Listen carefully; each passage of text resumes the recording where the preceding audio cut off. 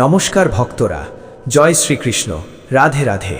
ভক্তরা, মহাশিবরাত্রি আসার আগে চুপচাপ এই ছোট্ট রহস্যটি আপনার বাড়িতে নিয়ে আসুন। আপনি এত সম্পদ অর্জন করবেন যে আপনি এটি সামলাতে পারবেন না। 7 জন্মের জন্য দারিদ্র্য দূর হবে এবং আপনাকে আর কখনো পিছনে ফিরে তাকাতে হবে না। আপনি ভগবান শিব এবং দেবী লক্ষ্মীর কাছ থেকে এমন আশীর্বাদ পাবেন যে আপনার পুরো জীবন বদলে যাবে। হ্যাঁ বন্ধুরা, আজ আমি আপনাকে যে গোপন কথাটি বলতে যাচ্ছি তা কোনো সাধারণ বিষয় নয়। শিব পুরাণ বা অন্য কোনো ধর্মগ্রন্থে এর উল্লেখ নেই। আসলে এটি এত গোপন এবং এত রহস্যময় যে প্রাচীনকালে কেবলমাত্র কয়েকজন জ্ঞানী এবং বিখ্যাত ঋষি এটি সম্পর্কে জানতেন এবং তারা কেবল তাদের বিশেষ শিষ্যদের কয়েকজনকে বলেছিলেন। তাই বন্ধুরা, আজ যদি এই তথ্যটি আপনার কানে পৌঁছায় তবে বুঝতে হবে যে দেবী লক্ষ্মী এবং ভগবান শিব আপনাকে বেছে নিয়েছেন এবং তারা চান যে আপনি আপনার দুর্ভাগ্যের উন্নতি করুন এবং আপনার ভাঙা জীবনকে একত্রিত করুন। বন্ধুরা, মহাশিবরাত্রি কোনো সাধারণ উৎসব নয়। এটি কোনো সাধারণ উৎসব নয়, বরং এই সময়টি যখন ভগবান শিব সহজেই সন্তুষ্ট হন এবং যখন শিব সন্তুষ্ট হন তখন দেবী লক্ষ্মীও তার সাথে সেই বাড়ির দিকে তাকাতে শুরু করেন। হ্যাঁ বন্ধুরা, এবার দেখুন এই ভিডিওতে আমি যে গোপন কথাটি আপনাদের সাথে শেয়ার করব তা সরাসরি ভগবান শিবের পাশাপাশি দেবী লক্ষ্মীর সাথেও সম্পর্কিত। তাহলে সেই গোপন কথাটি কি? আপনি এটি কোথায় পাবেন এবং আপনার বাড়িতে এটি কোথায় রাখা উচিত এবং কিভাবে রাখা উচিত? আমি এই ভিডিওতে এটি সম্পর্কে আপনাকে সব বলবো। তবে মনে রাখবেন বন্ধুরা, আমি এর সাথে সম্পর্কিত কিছু বিশেষ সতর্কতা এবং নিয়মও শেয়ার করব। তাই আমার এই ছোট্ট ভিডিওটি শুরু থেকে শেষ পর্যন্ত মনোযোগ সহকারে দেখতে ভুলবেন না। আপনি যদি আপনার ভাগ্য উন্নত করতে চান তাহলে 15ই ফেব্রুয়ারি রবিবার পালিত হবে শিবরাত্রি উৎসবটি দেখুন। হ্যাঁ বন্ধুরা, আমি আপনাকে বলতে চাই যে শাস্ত্র এবং প্রাচীন অভিজ্ঞতায় বারবার বলা হয়েছে যে শিবরাত্রির আগে যদি কোনো বাড়িতে সঠিক লক্ষণ দেখা যায় তাহলে ভাগ্যের গতিপথ পরিবর্তন হতে শুরু করে। মনোযোগ দিন, সূচক শব্দটি এখানে খুবই গুরুত্বপূর্ণ, কারণ ঈশ্বর বড় দান বা জাঁকজমক দ্বারা সন্তুষ্ট হন না, বরং ছোট এবং আন্তরিক অঙ্গভঙ্গি দ্বারা সন্তুষ্ট হন। ভগবান ভোলেনাথকে ভোলা বলা হয় কারণ সমস্ত দেবদেবীর মধ্যে ভগবান শিব সবচেয়ে নিষ্পাপ। তিনি তার ভক্তদের ইচ্ছা দ্রুত পূরণ করেন এবং তাদের খুব বেশি পরীক্ষা করেন না। হ্যাঁ বন্ধুরা, এখন অনেকেই মনে করেন যে ধন সম্পদ অর্জনের জন্য বড় ব্যবস্থার প্রয়োজন, কিন্তু এই ধারণা সম্পূর্ণ ভুল। অনেকেই মনে করেন যে বড় ব্যবস্থা গ্রহণ করলে তারা প্রচুর অর্থ উপার্জন করবে, কিন্তু সত্য হলো বড় অলৌকিক ঘটনা সর্বদা ছোট জিনিস দিয়ে শুরু হয়। কারণ বন্ধুরা দেখুন, ঈশ্বরের ঐশ্বরিক শক্তি সেই ছোট জিনিসের মধ্যেই নিহিত। হ্যাঁ বন্ধুরা, শিব একজন নির্জন এবং তিনি সরলতা পছন্দ করেন। অন্যদিকে লক্ষ্মী চঞ্চল, তিনি স্থিতিশীলতা পছন্দ করেন। তাই যখন তিনি কোনো বাড়িতে সরলতা এবং স্থিতিশীলতা একসাথে দেখেন তখন দেবী লক্ষ্মী সেই বাড়িতে থাকেন। সেই কারণেই বন্ধুরা, প্রাচীনকালে শিবরাত্রির আগে একটি খুব সাধারণ কিন্তু গোপন জিনিস বাড়িতে আনা হতো। আজকের কলিযুগেও এর মূল্য মাত্র 1 টাকা, কিন্তু এর প্রভাব এমন যে ধীরে ধীরে পুরো বাড়ির পরিবেশ বদলে যায়। প্রথমে অপ্রয়োজনীয় ব্যয় কমতে শুরু করে, তারপর স্থগিত কাজগুলি সম্পন্ন হতে শুরু করে, তারপর শ্রদ্ধা বৃদ্ধি পায় এবং তারপরে অর্থের পথ প্রবাহিত হতে শুরু করে। তো বন্ধুরা, বাইরে থেকে দেখুন মানুষ একে ভাগ্য বলে, কিন্তু বাস্তবে এটি একটি ঐশ্বরিক ব্যবস্থা। এটি আসলে সম্পদের দেবী লক্ষ্মীর আশীর্বাদ এবং ভগবান শিবের কৃপা। কারণ আজ আমি তোমাদের সাথে যে প্রতিকারটি ভাগ করে নিতে যাচ্ছি তার জন্য কেবল প্রকৃত ভক্তি প্রয়োজন, ভগবান শিবের প্রতি প্রকৃত বিশ্বাস এবং অটল বিশ্বাস। দেখুন, এই জিনিসটি বাজারে প্রতিদিনের জিনিস হিসেবে কেনা হয়নি। এটি সর্বান্তকরণে এবং তাড়াহুড়ো ছাড়াই ভগবান শিবের নাম উচ্চারণ করে কেনা হয়েছিল। আমি তোমাদের বলছি যে যখন তুমি এই জিনিসটি বাড়িতে আনবে তখন তোমাকে কোনো জটিল মন্ত্র জপ করতে হবে না, কোনো পূজা করতে হবে না বা কোনো হবান করতে হবে না। তোমাকে কেবল তোমার মনকে পরিষ্কার এবং পবিত্র রাখতে হবে। এবং সবচেয়ে গুরুত্বপূর্ণ বিষয় হলো নিয়ত। এটি উদ্দেশ্য নিয়ে করা উচিত। বলা হয় যে যে বাড়িতে শিবরাত্রির আগে এই জিনিসটি আসে সেখানে নেতিবাচকতা ধীরে ধীরে নিজে থেকেই অদৃশ্য হতে শুরু করে এবং বাড়ির লোকদের চিন্তা ভাবনা পরিবর্তন হতে শুরু করে। ঘরে যে অপ্রয়োজনীয় ঝগড়া বিবাদ শুরু হয়, সেই ঝগড়া ঘর থেকে উধাও হতে শুরু করে এবং বোঝাপড়া বাড়তে থাকে। কারণ বন্ধুরা দেখুন, দেবী লক্ষ্মী প্রথমে সেই ঘরে আসেন যেখানে মন শান্ত থাকে, যেখানে পরিবারে ভালোবাসা থাকে, যেখানে পরিবারে পারস্পরিক ঘনিষ্ঠতার অনুভূতি থাকে। তাই এটাও মনে রাখা খুব জরুরি যে এই জিনিসটা অনেক লোকের কাছে বলা উচিত নয়, এটি লোক দেখানোর জন্য রাখা উচিত নয় এবং এটি নিয়ে মজা করা উচিত নয়। কারণ যদি আপনি ইতিমধ্যেই লোকেদের কাছে আমার গোপন কথাটি বলে দেন, যদি আপনি এটি নিয়ে বড়াই করেন, এটি নিয়ে অনেক কিছু করেন, তাহলে সেই ছোট্ট জিনিসটি তার প্রভাব দেখাতে পারবে না। কারণ এই জিনিসটি কেবল তখনই কাজ করে যখন একে সম্মান করা হয়। বন্ধুরা, প্রাচীনকালে মানুষ বলতো যে এই জিনিসটি ঘরে প্রবেশের সাথে সাথেই সম্পদ নিয়ে আসে না, বরং এটি প্রথমে ঘরকে অর্থ ব্যবস্থা করতে সক্ষম করে। এটি ঘরে দেবী লক্ষ্মীর স্থিতিশীলতা নিয়ে আসে এবং যখন ঘরটি সেই সক্ষম হয়ে ওঠে, তখন সম্পদ স্বয়ংক্রিয়ভাবে প্রবাহিত হতে শুরু করে। এখন বন্ধুরা, আমি যা বলেছি তা শোনার পরে আপনার মনে প্রশ্ন জাগবে যে সেই জিনিসটি কি যা এত সস্তা কিন্তু এত কার্যকরী বলে বিবেচিত হয়, তাই এত ছোট হওয়া সত্ত্বেও এটি এত রহস্যময় বলে বিবেচিত হয়। তাহলে দেখুন, আমি আপনার বেশি সময় নেব না, আমি আপনাকে বলবো সেই রহস্য কি। তাহলে দেখুন, সেই গোপন জিনিসটি কোনো দামি রত্ন নয়, কোনো তন্ত্র বা তাবিজ নয়, কোনো বীজ নয়, বরং কেবল একটি সম্পূর্ণ কড়ি। হ্যাঁ, সেই একই ছোট সাদা কড়ি যা প্রাচীনকালে মুদ্রা হিসেবে ব্যবহৃত হতো। বন্ধুরা, এই কড়ি দেবী লক্ষ্মীর সাথে সম্পর্কিত বলে বিশ্বাস করা হয়, কারণ দেবী লক্ষ্মী সমুদ্র মন্থন থেকে উদ্ভূত হয়েছিলেন এবং কড়িও সমুদ্র মন্থন থেকে উদ্ভূত হয়েছিল। তাই বন্ধুরা, এটিকে দেবী লক্ষ্মীর প্রতীক হিসেবে বিবেচনা করা হয়। মনোযোগ দিয়ে শুনুন, আমি আপনাকে যা বলতে যাচ্ছি তা এখান থেকেই শুরু হয়। আপনি ভাবতে পারেন মহাশিবরাত্রি ভগবান শিবের সাথে সম্পর্কিত, কিন্তু আমি কেন কড়ির খোসার প্রতিকারের পরামর্শ দিচ্ছি? তাই বন্ধুরা, মনোযোগ দিয়ে শুনুন। শিবরাত্রির আগে যদি আপনি একটি সম্পূর্ণ অক্ষত কড়ির খোসা কিনে থাকেন, তাহলে এটিকে একটি লাল কাপড়ে বেঁধে এমন জায়গায় রাখুন যেখানে লোকেরা ঘন ঘন আসে। তাহলে এটি দেবী লক্ষ্মীর কাছে ইঙ্গিত দেয় যে এই বাড়িটি স্থিতিশীল সম্পদকে সম্মান করে। হ্যাঁ বন্ধুরা, আপনাকে যা করতে হবে তা হলো একটি সম্পূর্ণ কড়ির খই এনে লাল কাপড়ে বেঁধে দিন। হ্যাঁ বন্ধুরা, আপনার বাড়ির লোকেরা ঘন ঘন আসে এমন জায়গায় এটি রাখতে হবে।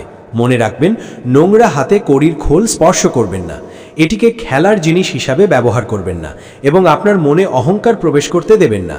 হ্যাঁ বন্ধুরা, যদি এই সব কিছু সঠিক উদ্দেশ্য নিয়ে করা হয়, তাহলে ভগবান শিবের কৃপা এবং দেবী লক্ষ্মীর আশীর্বাদে পুরো পরিবারের ভাগ্য উন্নত হতে শুরু করে। এখন বন্ধুরা, আমি তোমাদের যা বলেছি, যে কর্মের বর্ণনা দিয়েছি তা খুবই সহজ, কিন্তু এই প্রতিকারের নিয়ম কি? তোমাদের জন্য এটা জানা খুবই গুরুত্বপূর্ণ, কারণ নিয়ম ছাড়া, সতর্কতা ছাড়াই করা একটি প্রতিকার এমনকি তোমাদের ঘর ধ্বংস করতে পারে। তোমাদের একটি ছোট্ট ভুল দেবী লক্ষ্মীর পাশাপাশি ভগবান শিবেরও কষ্টের কারণ হতে পারে।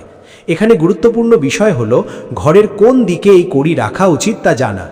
এরপর আমি তোমাদের বলবো শেষ পর্যন্ত এই কড়ি দিয়ে কি করা উচিত। এখন বন্ধুরা, দিক নির্দেশনা সম্পর্কে কথা বলা যাক, কারণ আমাদের শাস্ত্রে দিক নির্দেশনাকে অত্যন্ত গুরুত্বপূর্ণ বলে মনে করা হয়। আমাদের হিন্দু সনাতন ধর্মে গরুর পুরাণেও দিক নির্দেশনা বিশেষভাবে উল্লেখ করা হয়েছে। এখন সবচেয়ে গুরুত্বপূর্ণ দিক সম্পর্কে কথা বলা যাক। তাহলে এই কড়িটি কখনোই দক্ষিণ দিকে রাখা উচিত নয়। কেন তা করা উচিত নয়? কারণ দক্ষিণ দিকটিকে যম এবং ব্যয়ের দিক হিসাবে বিবেচনা করা হয়। উত্তর দিকটি সর্বোত্তম, কারণ এটি কুবেরের দিক এবং কুবেরকে ভগবান শিব এবং দেবী লক্ষ্মীর সাথে বিশেষ সংযোগ বলে মনে করা হয়। কুবেরকে সম্পদের দেবতা এবং দেবী লক্ষ্মীর ধারক হিসাবে বিবেচনা করা হয়। তাই যদি আপনার বাড়িতে উত্তর দিকটি না থাকে, তাহলে এই পুরো কড়িটি উত্তর পূর্ব দিকে বা ঈশান কোণে স্থাপন করা খুবই শুভ এবং শুভ বলে মনে করা হয়। বন্ধুরা, এই দিকটি ভগবান শিবের সাথে সম্পর্কিত এবং যখন লক্ষ্মীর প্রতীক শিবের দিকে স্থাপন করা হয়, তখন ভগবান শিব এবং দেবী লক্ষ্মী উভয়ের শক্তি একত্রিত হয়। কড়িটি এমন জায়গায় রাখা উচিত যেখানে দৈনন্দিন জীবন ঘটে, যেমন প্রার্থনা কক্ষের কাছে ড্রয়িং রুমের কোণ, অথবা একটি পরিষ্কার আলমারির ওপরে যেখানে আইনি কাগজপত্র রাখা হয়। তবে মনে রাখবেন যে এটি মেঝেতে, বাথরুম বা রান্নাঘরের সিঙ্কের কাছে অথবা জুতো রাখার জায়গার কাছে রাখা উচিত নয়। আমি আপনাকে আরও মনে করিয়ে দিতে চাই যে কড়ি রাখার পরে প্রতিদিন এটি স্পর্শ করার দরকার নেই। একবার আপনি কড়িটি স্থাপন করার পরে ভান করুন যে আপনি এটি সম্পর্কে ভুলে গেছেন, আপনি জানেন না এটি কোথায়। তুমি এটা প্রতিদিনই দেখতে পাও, কিন্তু তোমার এটা একেবারেই স্পর্শ করা উচিত নয়। হ্যাঁ বন্ধুরা, বারবার স্পর্শ করলে এর স্থায়িত্ব দুর্বল হয়ে পড়ে, দেবী লক্ষ্মীর উপস্থিতি দুর্বল হয়ে পড়ে। সপ্তাহে একবার, বিশেষ করে শুক্রবারে, কড়ির দিকে তাকানো এবং কৃতজ্ঞতা বোধ করা যথেষ্ট। তাই বন্ধুরা, শিবরাত্রির আগের শুক্রবারে তোমার এই কড়িটি দেখা উচিত। আর আমাকে অবশ্যই ভগবান শিবের কাছে প্রার্থনা করতে হবে, আমার অবশ্যই দেবী লক্ষ্মীর কাছে প্রার্থনা করতে হবে, যেন আমার ঘর সর্বদা স্থিতিশীল থাকে, আমার ঘর সুখ, শান্তি এবং সমৃদ্ধিতে ভরে উঠুক। বন্ধুরা, নিয়ম মেনে না চললে কোনো প্রতিকারই ফল দেয় না। প্রতিটি প্রতিকারের নিজস্ব নিয়ম থাকে, প্রতিটি প্রতিকারের নিজস্ব নিয়ম থাকে। তাই প্রথম নিয়ম হলো, কড়ির খোল বা উপহাসের জিনিস নিয়ে কখনো মজা করা উচিত নয়। কারণ বিশ্বাস করা হয় যে সেই কড়ির খোলকে ভগবান শিব এবং দেবী লক্ষ্মীর স্থায়ী বাসস্থান বলে মনে করা হয়। যদি সেই জিনিসটি আপনার বাড়ির দেবতাদের সাথে সম্পর্কিত হয়, তাহলে আপনার কখনোই এটি নিয়ে মজা করা উচিত নয়। এবং মনে রাখবেন, কড়ির খোল সম্পর্কে কাউকে বলবেন না, আমার কাছে এই প্রতিকার আছে, এটি অর্থ আনবে। এটিকে উপহাস বা লোক দেখানোর জিনিস হিসাবেও ব্যবহার করা উচিত নয়, কারণ এটি ধীরে ধীরে এর কার্যকারিতা হ্রাস করে। প্রায়শই কিছু মহিলার অভ্যেস থাকে যে কোনো প্রতিকার ফলাফল দেওয়ার আগে তা নিয়ে গর্ব করে, তবে আপনার বিশেষভাবে এটি এড়ানো উচিত। এখন আমি আপনাকে বলি যে দ্বিতীয় নিয়ম হলো, মিথ্যা বলা, শপথ করা বা কারণ ছাড়া রাগ করা এড়িয়ে চলুন, অন্তত কড়ি আনার পরের দিন। আমি এটা বলছি কারণ একজন ব্যক্তির ভেতরের নেতিবাচক আবেগ পবিত্র প্রতিকারের ওপর তাদের নেতিবাচক শক্তি ছেড়ে দেয়। তাই যদি আপনি শুদ্ধ মন, শুদ্ধ মুখ, শুদ্ধ শরীর, শুদ্ধ অনুভূতি এবং শুদ্ধ ভক্তি নিয়ে প্রতিকারটি করেন, তাহলে প্রতিকারটি উপকারী হবে। অতএব বন্ধুরা, আমি আপনাকে বলতে চাই যে অপ্রয়োজনীয় রাগ এড়িয়ে চলুন, কারণ দেবী লক্ষ্মী কেবল শুদ্ধ মনেই বাস করেন। তৃতীয় নিয়ম হলো, ইচ্ছাকৃতভাবে ঘরে আবর্জনা ফেলা এড়িয়ে চলুন। বিশেষ করে যেখানে কড়ি রাখা হয় সেই জায়গাটি সম্পূর্ণ পরিষ্কার হওয়া উচিত। ধুলো, ময়লা, আবর্জনা বা অন্য কোনো ধরনের ময়লা জমে থাকা উচিত নয়। এই প্রতিকারের চতুর্থ নিয়ম হলো, কাউকে কড়ি ধার দেবেন না। এছাড়াও আপনার বাড়িতে অন্য কারোর কড়ি রাখবেন না, কারণ প্রতিটি বাড়ির আলাদা শক্তি থাকে। ধরুন একটি ঘর নেতিবাচক শক্তিতে পরিপূর্ণ, এবং আপনি যদি আপনার বাড়িতে একটি কড়ির খোল আনেন, তাহলে এর নেতিবাচক শক্তি প্রবেশ করবে এবং পরিবারকে ব্যাহত করবে। আমরা আমাদের নিজেদের ভালোর জন্য এই প্রতিকারটি করছি, অতএব আমাদের নিজেদের মঙ্গলের যত্ন নিতে হবে। আর আমি আপনাদের বলছি যে কড়ি যে ঘরের শক্তির উপর নির্ভর করে, সেই ঘরের শক্তি অনুযায়ী কড়ি কাজ করে, তাই অন্য ঘর থেকে শক্তি নিয়ে আসবেন না। বন্ধুরা, পঞ্চম এবং শেষ নিয়ম হলো, যদি ঘরে কোনো বড় ঝগড়া বা খুব নেতিবাচক এনভায়রনমেন্ট থাকে, তাহলে সেই দিন কড়ির খোল স্পর্শ করবেন না। পরিস্থিতি শান্ত হওয়ার পর কেবল 2 বা 3 দিন পর এটি দেখুন। এখন সতর্কতার কথা বলতে গেলে সবচেয়ে গুরুত্বপূর্ণ সতর্কতা হলো, কড়ি থেকে তাৎক্ষণিক অলৌকিকতার প্রত্যাশা করা উচিত নয়। তুমি ভাবছো যে তুমি আজ প্রতিকার করেছো, আজই কড়ির খোল বাড়ি নিয়ে এসেছো, কিন্তু আগামীকাল তুমি ফলাফল দেখতে পাবে। বন্ধুরা, এই প্রতিকার ধীরে ধীরে কাজ করে। প্রথমে এটি তোমার চিন্তা ভাবনা পরিবর্তন করে, তারপর তোমার পরিস্থিতি পরিবর্তন করে, এবং তারপর এটি অর্থের পথ খুলে দেয়। দ্বিতীয় সতর্কতা হলো, কড়ি ভাঙা, হারানো বা ফেলে দেওয়া খুবই ভুল বলে মনে করা হয়। তোমার এই পাপ একেবারেই এড়ানো উচিত, কারণ কড়ি তার ভেতরে ভগবানের ঐশ্বর্য শক্তি ধারণ করে। তোমার ঘরের নেতিবাচক শক্তি এর ভেতরেই থাকে। তাই আমি তোমাদের বলছি যে এটি ফেলে দেওয়ার ভুল কখনো করো না। যদি কোনো কারণে কড়ি ভেঙে যায়, তাহলে তাৎক্ষণিক ভগবান শিবের নাম জপ করে প্রবাহিত জলে ভাসিয়ে দাও। তৃতীয় সতর্কতা হলো, কড়ির সাথে লোভকে যুক্ত করা এড়িয়ে চলা। যদি আপনি ক্রমাগত অর্থ আসার কথা ভাবেন, তাহলে এর প্রভাব দুর্বল হয়ে যায়। কোনো প্রতিকার বাস্তবায়ন করার সময় আমাদের কখনোই এটিকে লোভের সাথে যুক্ত করা উচিত নয়, কেবল এটিকে একটি আশীর্বাদ হিসাবে বিবেচনা করুন। চতুর্থ সতর্কতা হলো, কড়ি রাখার পরে কখনো কঠোর পরিশ্রম বন্ধ করা উচিত নয়, কারণ ঈশ্বর কেবল তাদেরই সাহায্য করেন যারা প্রচেষ্টা করেন এবং এই প্রতিকার পথ খুলে দেয়। আপনাকে চলতে হবে। এবং পঞ্চম এবং শেষ সতর্কতা হলো, অন্যের নির্দেশে বারবার এর অবস্থান পরিবর্তন করা এড়িয়ে চলা। একবার স্থাপন করার পরে এটি সেখানেই থাকতে দিন। বারবার দিক পরিবর্তন শক্তিকে বিভ্রান্ত করে। এখন একটি ভীষণ গুরুত্বপূর্ণ বিষয় যা মানুষ এই প্রতিকার সম্পর্কে ভুলে যায়। বন্ধুরা, সবচেয়ে গুরুত্বপূর্ণ বিষয় হলো, এই প্রতিকারের আসল প্রভাব তখনই দেখা যায় যখন পরিবারের অন্তত একজন ব্যক্তি সততার সাথে কাজ করে এবং কারোর অধিকার হরণ করে না। যদি অবৈধভাবে অর্জিত লাভ বাড়িতে আসে, তাহলে কড়ির খোল কাজ করে না, কারণ দেবী লক্ষ্মী কেবল পরিষ্কার পথ দিয়ে আসেন। তো বন্ধুরা, যদি তুমি তোমার কঠোর পরিশ্রমের ওপর মনোযোগ দাও, তাহলে তোমার জন্য ভালো হবে। আর এখন বন্ধুরা অবশেষে সাবধানে বুঝে নাও যে এই কড়ির খোল কোনো জাদুর বুলেট নয়, বরং একটি লক্ষণ। এটি একটি স্মারক যে ঘরটি সরলতা, পরিষ্কার পরিচ্ছন্নতা, সঠিক চিন্তা ভাবনা এবং ঈশ্বরে বিশ্বাস দিয়ে পরিপূর্ণ। যখন এই চারটি জিনিস একত্রিত হয় তখন ভগবান শিবের কৃপা এবং দেবী লক্ষ্মীর আশীর্বাদ স্বয়ংক্রিয়ভাবে ঘরের দিকে প্রবাহিত হয় এবং ধীরে ধীরে মনে হয় যে ভাগ্য সঠিক দিকে, সঠিক জায়গায় কোনো ঝামেলা ছাড়াই ঘুরতে শুরু করে। তাই আমি সবাইকে বলছি যে এই প্রতিকার এখানেই শেষ। যদি তোমার কোনো প্রশ্ন, সন্দেহ বা তুমি বুঝতে না পারো এমন কিছু থাকে, তাহলে মন্তব্যের বিভাগে আমাদের সাথে শেয়ার করতে দ্বিধা করবে না। আমরা এই ভিডিওতে তোমার সমস্ত প্রশ্নের উত্তর দেব। ততক্ষণের জন্য রাধে রাধে। পরবর্তী ভিডিওতে দেখা হবে।